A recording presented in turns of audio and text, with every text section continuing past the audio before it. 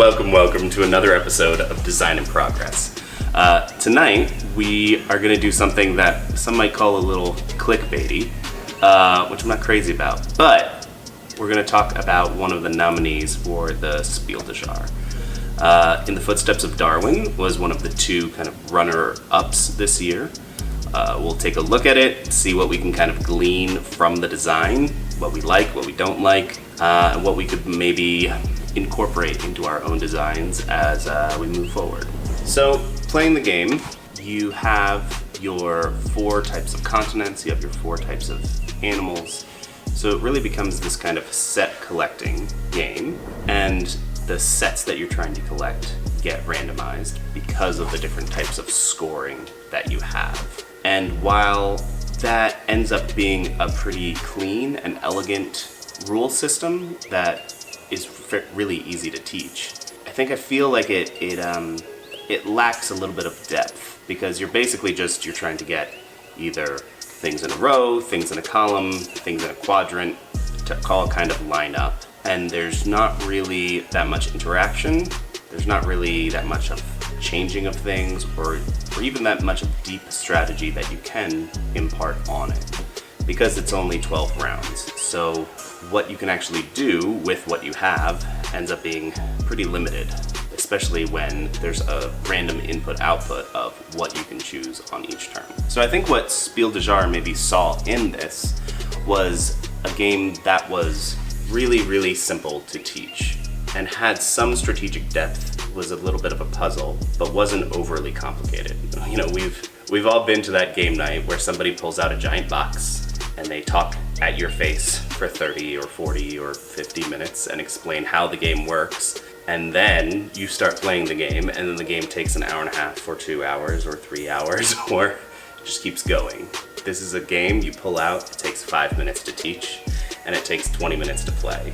And you get a little bit of strategic depth. You're left with just enough, not confusion, but just enough want to keep playing and go, well, maybe if I had done this just a little bit different, maybe if I tried to get another scoring condition, or maybe if I just focused on one scoring condition, or oh, I didn't realize how powerful this one thing was. That other player, they focused on the compasses and the maps, whereas I was focusing on just points, and that actually didn't really work out for me, or it didn't work out for them, but maybe I can think of a different way to make sure that I can get it next time. One of the things that is in the pro column, or maybe we could think of it as a little bit of a pro and a little bit of con, is that the art in it is beautiful. The production quality of the tiles and the books that your player mat is all top-notch. Very high quality, super high quality art, but there's not really any mechanical impact of that art in any way, shape, or form. You know, in a game like Wingspan, you're actually laying eggs and making things and putting things in specific habitats. So the water birds go in the water area and the wood birds go in the wood area.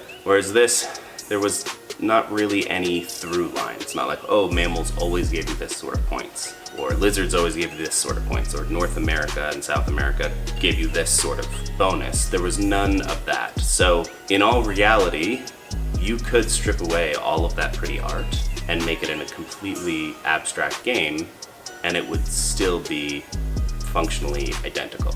So I'm a little conflicted about the art and it basically being an abstract game, because I've been working on basically an abstract game, Neon Nexus, where you're putting tiles, drawing tiles, and putting them onto a board, and there's not really any mechanical identity. It could be a city, it could be fields, but it doesn't matter, because it's a short and a tight game. But also, my plan for the art, at the very least, is very simple art, you know, that kind of let the abstract game be an abstract game. The quality of the art for this game feels like a mismatch. You know, you have the high quality of art in a game like Wingspan, and it's a game that's very mechanically linked with that art.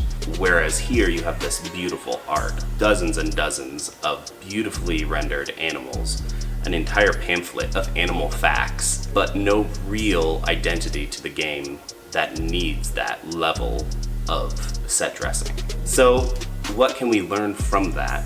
Because if you go and you look at the Spiel de Jahres, really the only comments that they had on the game was, it's easy to learn and it's really pretty.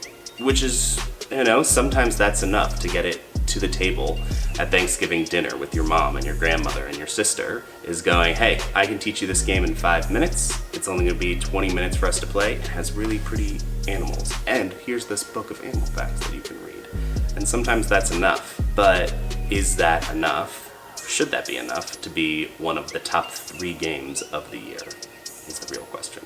One of the things that I really like about the game is that simple rule set, because that's something that I've always kind of aspired to in my designs, is a game that you can sit down, you can teach in 5 minutes, and then there is strategic depth to it where you can make some decisions and go, at the end of the game, that's only maybe 20 or 30 minutes long, go, you know what, I want to go back and I want to try and do that a little bit different next time. I think that they did do that really well. Because you only have 12 moves, every move that you make is really impactful. So whether you're trying to spread out all of your tiles and score every single one of them, or whether you start trying to stack them to get some more different scoring conditions, becomes this really impactful decision, but at the same time it's a decision where you really usually only have 3 options and it's gonna go somewhere, so it's not a very high stakes option. I think the thing that we can take away from this the most is maybe that simplicity is sometimes key. That your game doesn't need to be super complex. It doesn't have to have 1,000 mechanics and 1,000 different components. That your game can be just clean and clear, and that counts for actually a lot in such a crowded environment, where having to pull out a game like Arcs, which I love and is very fun, but I've had to learn Arcs 3 different times because there's so many rules and exceptions to the rules and phases to the rules. And sometimes you really, really want that. You want to sit down for a day with your friends and really dig your teeth into a game. And sometimes you just want to sit down after dinner with 1 or 2 friends and just play a game and have some fun. And then at the end go, oh, you got me this time. Let's try again next time. Right. Final thoughts. I liked the game. I thought, in a weird way, the game kind of reminded me of Sudoku, which I know is kind of going to be a weird and maybe controversial thing to say, but you're trying to line up lines, line up rows, get quadrants to match each other, and in the reality, it's almost like a puzzle, and almost in a way a little bit of Wordle, where it's this really simple concept that you can convey to somebody, but that it is this puzzle that you can kind of come back to over and over again and try and solve a slightly better way, a slightly more efficient way. And I think that is really the fun in it, is the coming back to it as a puzzle, not necessarily as this big game, this huge strategic game like Risk or Root or any of those things, but more of this kind of quick puzzle game that you're playing with all of your friends and everyone's competing to kind of complete that puzzle in the most efficient way possible.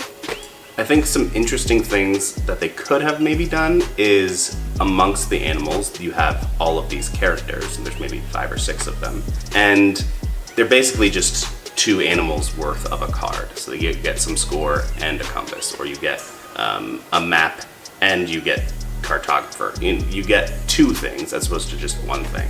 And I think it would have been interesting for them to give you either a one-time effect or a start of your turn effect or something a little bit more complicated to get just a little bit more strategic depth in there to keep you coming back for it. Because as much as it is this little puzzle that I want to come back to and try again and again, I think I probably would only try it 4 or 5 times, and then I think I'm probably going to be done and have figured it out. Overall, it's a recommend, but maybe get on sale kind of thing. Try it out. It's a lot of fun. It's an interesting puzzle, but probably not one you're going to pull out more than half a dozen times. And that's about it for right now.